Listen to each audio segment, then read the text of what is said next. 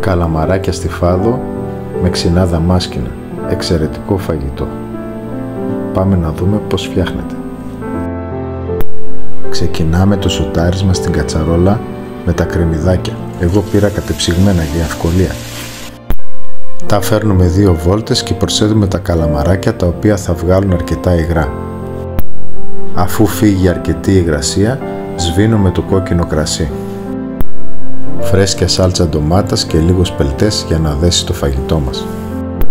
Ρίχνω όλα τα μπαχαρικά και στη συνέχεια το υλικό που θα κάνει τη διαφορά, ξινά δαμάσκηνα πέλας. Βάλτε αρκετά, γιατί μόλις φάτε το πρώτο θα τα κυνηγάτε μέσα στην κατσαρόλα.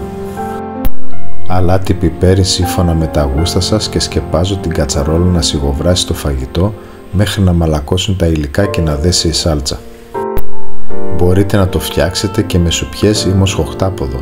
Υλικά και εκτέλεση θα βρείτε στην περιγραφή του βίντεο.